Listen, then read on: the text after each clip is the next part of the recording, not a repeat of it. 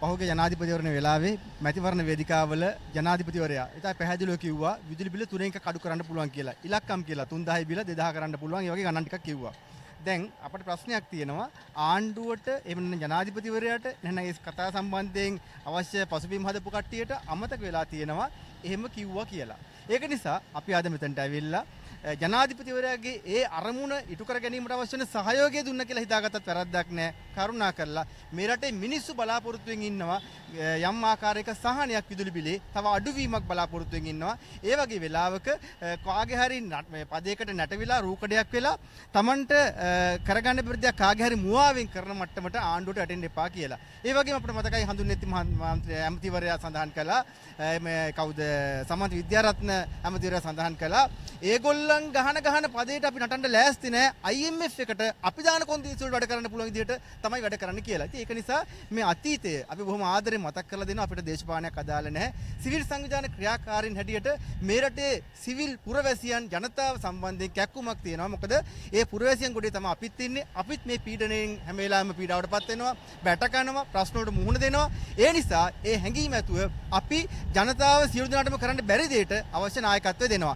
ඒ විතරක් නෙවෙයි ආණ්ඩුවට අමතක වෙලා තියෙනවා නම් මේ වෙනකොට ඒගොල්ලෝ ඉන්න තැන මොකක්ද කියලා, ඒගොල්ලෝ කිව්ව දේවල් මොනවද කියලා, ඒගොල්ලෝ කරන්න ඕනේ මොනවද කියලා ඒක මතක් කර දීම වෙනුවෙන් මේ රට ජනතාව පෙළගස්සන්න ඕන නම් ඒකට නායකත්වය දෙන්නත් අපි පසුබට වෙන්නේ නැහැ. බොහොම ස්තුතියි. අද අපි ආවේ මේ ජාත්‍යන්තර මූල්‍ය අරමුදලට රටේ තියෙන නීතිය පිළිබඳව පහදලා දෙන්න. විශේෂයෙන්ම මේගොල්ලෝ මේ විදුලි බිල අඩු කිරීම සහ වැඩි කිරීම සඳහා මැදිහත් වෙනවා. ආසන්නම හේතුව තමයි ජාත්‍යන්තර මූල්‍ය අරමුදල විසින් දෙන සිව්වෙනි ණය වාරිකය වන මිලියන 344 ලබා දීම සඳහා කාර්ය මණ්ඩලයේ අනුමැතිය ලබා දීලා තියෙනවා. හැබැයි කාර්ය මණ්ඩලයේ අනුමැතියට ඉදිරිපත් කරලා නැහැ විදුලි බල මණ්ඩලයේ හරි තොරතුරු. ඔවුන් හැමදාම මේ තොරතුරු වරදවා තමයි දෙන්නේ. ඒක නිසා ඒ කියන්නේ අය අඩු කොල්ල වැය වැඩි කරනවා. ඒ කියන්නේ පාඩු පෙන්නන්නේ. හැබැයි ලාභයි. ඒක තමයි පසුගිය කාලේ උනේ. හැබැයි කාර්ය මණ්ඩලයටත් මේක ඉදිරිපත් කළා මේක නිලධාරි මණ්ඩලයට මේ අනුමැතිය සඳහා යවනකොට ඔවුන් පොඩි පොල්ලක් දානවා. මොකද්ද පොල්ල?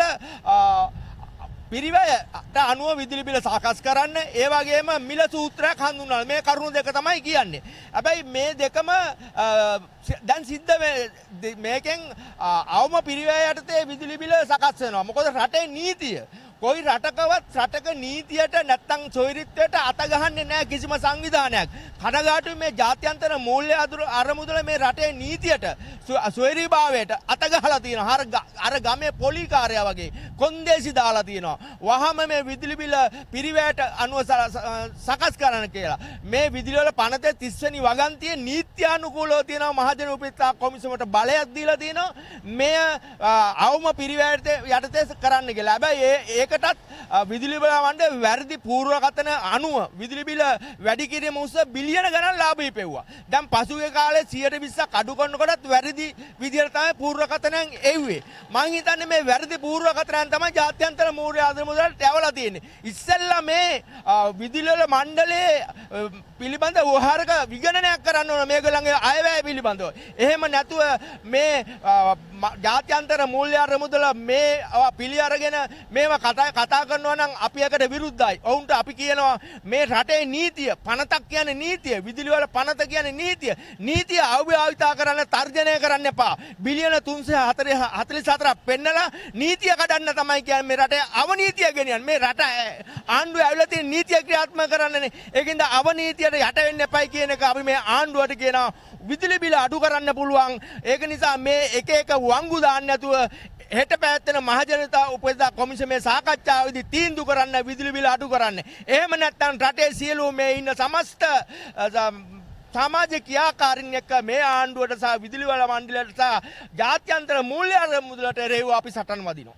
අපි කියනවා මේ ජාත්‍යන්තර මූල්‍ය අරමුදල අද විදුලි බිලට අත ගන්නවා.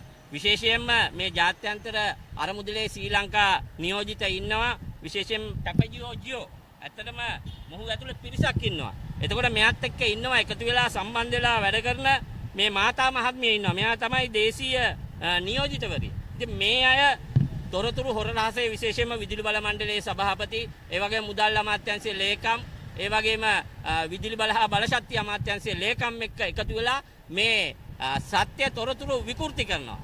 මේ විදුලි බල මණ්ඩලයේ විගණනය තනිකර වැරදි. ඒ නිසා මේ අය පාර්ලිමේන්තුවේ අනපනත් පවා උල්ලංඝනය කරලා කටයුතු කරන බවක් අපි දකිනවා. ඒ නිසා ශ්‍රී ලංකා මහජන උපයෝගීතා කොමිෂන් සභාව කියන්නේ ස්වාධීන ආයතනයක්. ඒ නිසා මේ අපේ රටේ ස්වායත්තයට අත ගහන්න IMM එකට බෑ. ඒ නිසා අපි අද ඉල්ලීමක් කරා වහාම මේ අය ඉවත් කරන්න කියලා. අපේ මේ නියෝජිත ලයිස්ට්ෙම ඉවත් කරන්න කියලා. ඒ නිසා අපි මේ සිවිල් ක්‍රියාකාරීන් හැටියට අද කියනවා we say IMF Sri Lanka Deputy Head Ivan Papario Gio should be not touch the Sri Lanka sovereignty of your country. This is an independent institution. Remove him immediately. එනිසා අපි කියනවා රටේ ස්වායත්තයක් තියෙනවා අවසාන වශයෙන් විදුලි බිලට අත තියන්න බෑ. විදුලි බල මණ්ඩලයේ ලාභයි. ඒ නිසා විදුලි බල මණ්ඩලයේ ගත්තු ලාභ ඊළඟ වර්ෂයට තමයි ගලපන්න පුළුවන්. අපි දන්නවා මහජන උපයෝගීතා කොමිෂන් සභාව බිලියන 51ක් දුන්නා. දැන් මේ අය කියන විදිහටම බිලියන 18යි වේදන් වෙලා තියෙන්නේ. එතනම තියෙනවා බිලියන 33ක ලාභයක්. ඒ වගේම මේ අයගේ ගණනය කිරීම තනිකර වැරදි. මේගොල්ලන්ගේ ගණකාධිකාරයේ වැඩපිළිවෙල වැරදි කියන මතේ අපි ඉන්නවා. ඒ නිසා හෙට දිනේත් අපි මහජන උපයෝගීතා කොමිෂන් සභාවේ පබ්ලික් කන්සල්ටේෂන් එක තියෙනවා BMICH එකේදී. ඒකට අපි පිළිතුරු සපයනවා.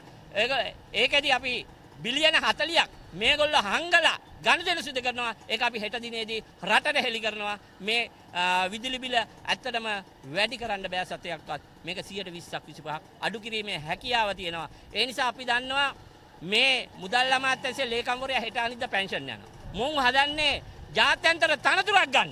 ඒ නිසා මේ කත් ඇදිල්ලක් කරන්නේ. ඒ නිසා ඒකට අපි ඉඩ තියන්නේ නැහැ සිවිල් ක්‍රියාකාරීන් හැටියට.